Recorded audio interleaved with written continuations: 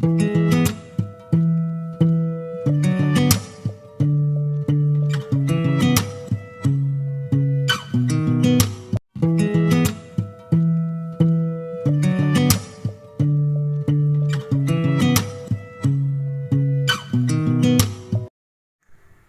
virus corona menyebar di Indonesia, pemerintah dengan sigap mengambil sebuah kebijakan untuk social distancing dan physical distancing.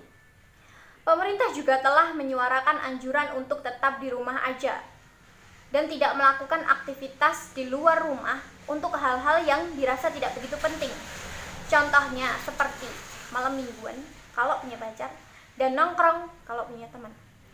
Kebijakan tersebut tentunya berdampak dalam segala bidang. Salah satunya adalah dalam pendidikan. Dalam dunia pendidikan, pemerintah telah mengganti sistem kegiatan belajar mengajar yang semulanya dilakukan secara tatap muka diganti menjadi dalam jaringan atau online. Hal ini tentunya berdampak pada psikologis anak, terutama untuk anak sekolah dasar. Hal ini dapat diibaratkan sebagai sebuah tragedi untuk mereka. Bahwasanya kita tahu anak sekolah dasar dunianya adalah bermain. Namun saat ini mereka dilarang untuk keluar rumah, melakukan aktivitas yang menyenangkan di luar ruangan atau di luar rumah. Saat ini mereka sedang di rumah, mungkin sedang bermain gadget atau bahkan kebingungan melakukan hal-hal yang bermanfaat dan tidak membosankan. Untuk itu, dalam video kali ini saya akan menjelaskan mengenai sebuah permainan yang dapat dilakukan saat social distancing dan physical distancing yang tentunya aman dan bermanfaat. Untuk itu, simak video ini sampai akhir. Oke, kalian pasti sudah sangat penasaran sebenarnya permainan apa sih yang akan saya jelaskan dan bagaimana cara memainkannya. Namun sebelum itu, izinkan saya memperkenalkan diri terlebih dahulu. Saya Kartika Chandra Hemaswitari, NIM K7119132 dari Program Studi PGSD Surakarta, Universitas 11 Maret.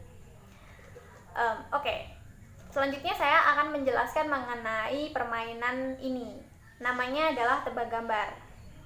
Namun untuk mempermudah memahami bagaimana sistem dari permainan ini, saya akan menjelaskannya dengan cara mempraktekkan permainan ini. Jadi permainan ini dimainkan secara kelompok, bisa 2 orang atau 4 orang. Nah, pada kesempatan kali ini saya akan memainkannya bersama dengan replika dari diri saya sendiri, nih ya.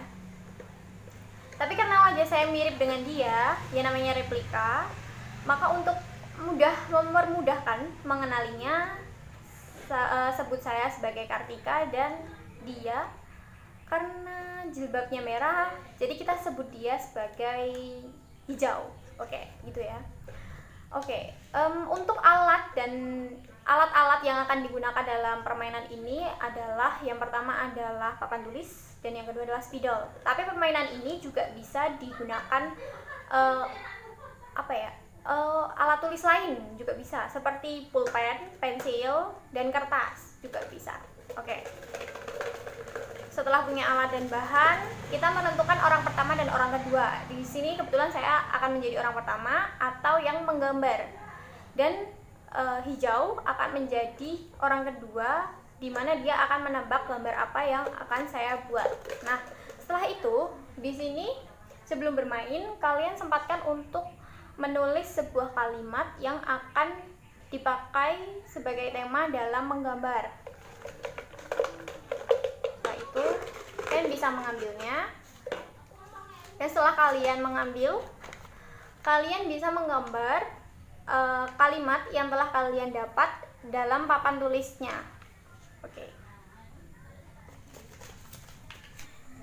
Nah, setelah kalian udah dapat clue-nya, kalian bisa langsung mulai menggambar clue-nya di papan tulis yang udah disediakan. Selanjutnya kalian gambar dulu apa clue-nya, terus kalau udah kalian bisa menunjukkannya ke penebak gambar, yang nantinya gambar ini akan dicoba untuk ditebak oleh penebak gambar atau orang kedua. Dan ini Orang-orang adalah sawah. salah satu potongan ketika penebak atau orang kedua mencoba menebak gambar dari orang pertama. Nah, setelah nanti clue-nya tertebak, maka Sawah. penebak akan mendapatkan Hijau. skor. Padi. Petani menanam padi di sawah. Oke, itu tadi adalah contoh dari tata cara memainkan permainan tebak gambar. Nah, setelah clue-nya tertebak, kalian bisa bergantian. Orang pertama menjadi orang kedua dan begitu juga sebaliknya. Namun apabila kalian memainkan permainan ini lebih dari 2 orang, mungkin 4 orang atau 6 orang, kalian bisa membaginya dalam sebuah kelompok. Masing-masing kelompok nanti mendapat giliran dan begitu seterusnya. Nah, nanti tim dengan skor terbanyak akan memenangkan permainan ini. Gampang kan? Nah, sebenarnya fungsi dari permainan ini apa sih? Fungsi dari permainan ini selain untuk mengisi waktu luang juga dapat merekatkan hubungan antara keluarga. Bisa menambah keharmonisan dalam keluarga, mungkin hubungan antara adik, kakak, orang tua dengan anak dan lain-lain. Dikarenakan kita tidak bisa bermain di luar, jadi bermain di rumah pun tetap seru. Sekian penjelasan saya mengenai permainan anak-anak yang dapat dilakukan saat social distancing maupun physical distancing. Selamat mencoba dan terima kasih.